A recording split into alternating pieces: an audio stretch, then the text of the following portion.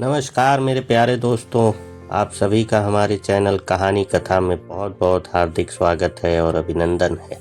दोस्तों, आज हम अपने चैनल पर अपनी एक नई कहानी को लेकर आए हैं। अगर आपको हमारी ये कहानी पसंद आए तो हमारी कहानी को ज़रूर से ज़रूर लाइक करें और चैनल को ज़रूर सब्सक्राइब करें और कमेंट में अपने सुझाव हमें देना न भूलें। दोस्तों, सीधे अपनी कहानी पर आते हैं। राजा महिपाल के राज्य विराटगढ़ में सब कुछ स्वर्णिम था।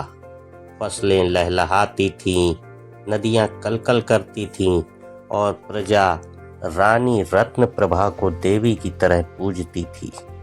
पर रानी के होठों से कोई शब्द कभी किसी ने नहीं सुना था।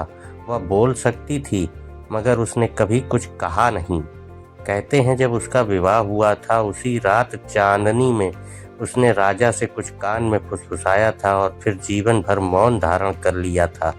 राजा ने कभी पूछा भी नहीं, शायद प्रेम में या शायद भय में।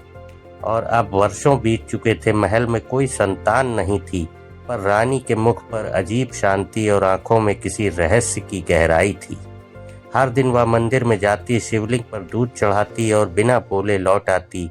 एक दिन महल की दासी चंपा ने देखा कि रानी की नाभि के पास नीली रोशनी तैर रही है रात को, जैसे कोई चक्र घूमता हो, पर किसी ने विश्वास नहीं किया। धीरे धीरे एक अफवाह फैलने लगी कि रानी गर्भवती हैं, पर उसका पेट वैसा ही समतल था, न फूलता था न सिकुड़ता था। 9 महीने बीते, फिर 12, फिर पूरे 16 महीने, और फिर एक अमावस्या की रात रानी के कमरे से एक तीखी कराह निकली। दरवाजे बंद थे, कोई अंदर नहीं गया, केवल राजा महिपाल और मुख्य वैद्य को बुलाया गया। कमरे से किसी के चीखने की नहीं बल्कि किसी कठोर वस्तु के जमीन पर गिरने की आवाज आई। फिर सब शांत हो गया। अगली सुबह महल के बाहर ब्रह्म मुहूर्त पर जब चंपा ने फर्श साफ किया तो उसे एक चमकता हुआ लाल पत्थर मिला, छोटा मगर गर्म, जैसे धड़कता हो। राजा ने तुरंत उसे रानी से जोड़ा और सभा बुलाई, जहां बताया गया कि रानी ने एक पुत्र नहीं, एक पत्थर को जन्म दिया है। वह पत्थर खून से सना हुआ था, पर कोई नस, कोई जीवन चिन्ह नहीं, सिर्फ धड़कन, जैसे दिल बिना शरीर के। राज्य के पुजारियों ने कहा यह अपशकुन है, पर रानी ने अब भी मौन साध रखा था। राजा ने सभी ज्योतिषियों और तांत्रिकों को बुलवाया, काशी से, उज्जैन से, यहाँ तक कि लंका से भी एक सिद्ध आया। सभी ने एक ही बात कही, यह पत्थर श्रापित नहीं, वरदान है, पर उसका रहस्य तभी खुलेगा जब कोई उसे तोड़ने की कोशिश करेगा। एक दिन एक सैनिक ने जिज्ञासावश पत्थर पर तलवार मारी, मगर पत्थर टूटा नहीं, तलवार 2 टुकड़ों में बट गई और सैनिक की आंखें सफेद हो गईं। वह अंधा हो गया। उसी दिन से रानी ने बालों को खोला और जमीन पर बैठकर पत्थर के सामने ध्यानस्थ हो गईं। फिर 1 साल तक वह वहीं बैठी रहीं, न खाया न पिया, पर मरी भी नहीं।